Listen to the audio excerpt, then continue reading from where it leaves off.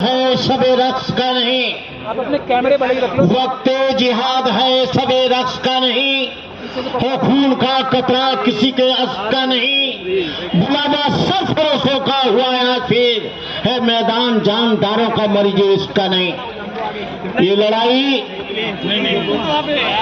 जमहूरियत की है, ये लड़ाई लोकतंत्र की है, ये लड़ाई देश बचाओ की है, ये देश को खजाने को बचाने की है, ये देश की लड़ाई।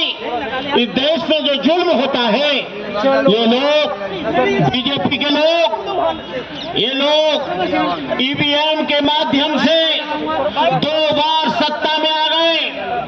आपको मालूम है इन्होंने रिजर्व बैंक का खाली खजाना कर दिया, 265 टन सोना गिरवी रख दिया, इन्होंने रेल बेच दी, भेल बेच दिया, तेल बेच दिया, डीआरडीओ बेच दिया, और यही नहीं एलआईसी बेच दी।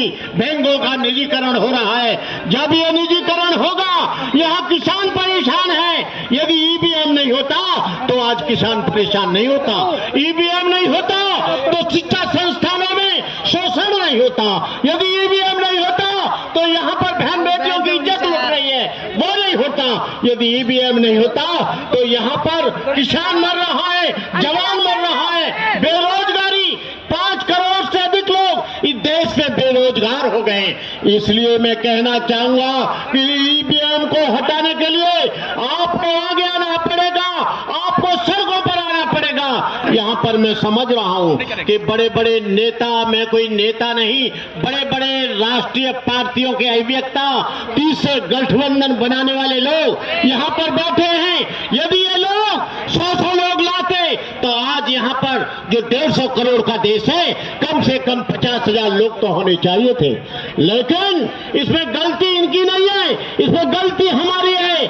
मैं कोई यहाँ पर नेता बनने के लिए नहीं आया, मैं कोई यहाँ भाषण देने के लिए नहीं आया, मैं यहाँ पर कोई इलेक्शन लड़ने के लिए नहीं आया। लेकिन मैं इस बात का जरूर विरोध करूंगा, जो जापान ने ईवीएम बनाया, जापान में बंद हो गया, जर्मन ने बंद कर दिया, फ्रांस ने बंद कर दिया, तमाम देश के लोगों ने, अमेरिका ने बंद कर दिया, कनाडा ने बंद कर दिया। लेकिन ये बेईमान लोग इस ईवीएम के माध्यम से, यही ईवीएम हुआ आया तो उसकी वजह से हिंदू राष्ट्र की आवाज तेज हो गई। यदि ईवीएम आया तो यहाँ पर तमाम आवाजें, आज मखलूक लोग यहाँ पर आवाज उठा रहे हैं। आज यहाँ पर हिंदू राष्ट्र बनाने की बात हो रही है। ईवीएम के माध्यम से ईवीएम हटेगा तो ये लोग दिखाई नहीं देंगे, चूहे की तरह बिल में भिड़ जाएंगे।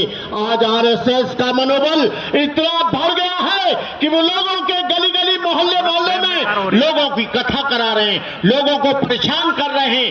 आज मॉब लिंचिंग हो रही है, आप अत्याचार हो रहा है, जातिवाद बढ़ रहा है, वन व्यवस्था बढ़ रही है, गरीबी बढ़ रही है, भुखमरी बढ़ रही है, शोषण बढ़ रहा है। यहाँ पर तमाम छात्र अपनी हत्याएं कर रहे हैं। तो मैं आप लोगों से ये कहना चाहूंगा कि आप दमखम के साथ मिटा दो जमाने से कुनबा परस्ती, मिटा दो लुटेरों की शोषण की हस्ती, मिटा दो ये जातीयता वाली बस्ती, मिटा दो गरीबों की फाका परस्ती। मैं कहना चाहूंगा जो लोग ईवीएम का विरोध करते हैं, कल मैंने सुना, सोशल मीडिया पर देखा कि प्राचा जी को और हमारे वकील साहब को उन्होंने अरेस्ट कर लिया। हम लोगों ने कहा कल का कार्यक्रम कैसे होगा, लेकिन मैं प्राचा जी को और अपने वकील साहब को इस बात की बधाई देता हूं कि आप लोग मजबूत रहें। यदि इस देश को बचाना है, आपको एक झंडे के नीचे आना पड़ेगा, एक पार्टी के नीचे आना पड़ेगा।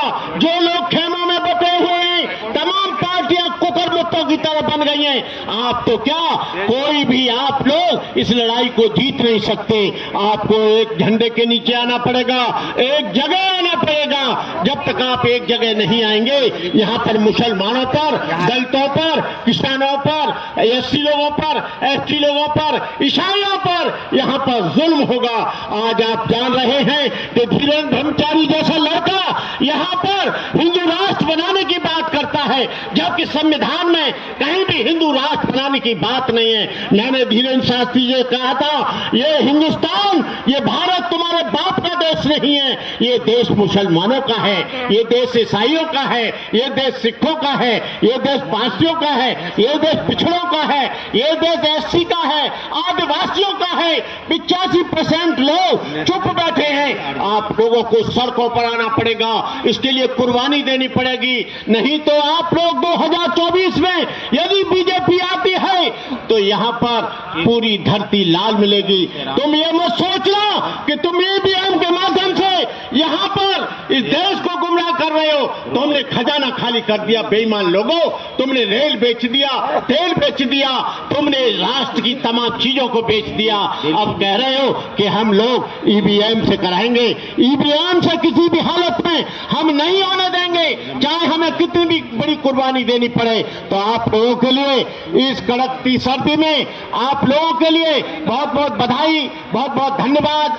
और आप लोग हमारे वकील साहब को हमेशा आप कोऑपरेट करते रहें। और प्राचा साहब को, जो प्राचा साहब हैं एक मजबूत व्यक्ति हैं, मैं इनको भी अपनी शुभकामनाएं देता हूं। मैं आपके साथ हूं इस लड़ाई में, तन से, मन से, धन से, लाठी से, गोली से, राइफल से, बंदूक से।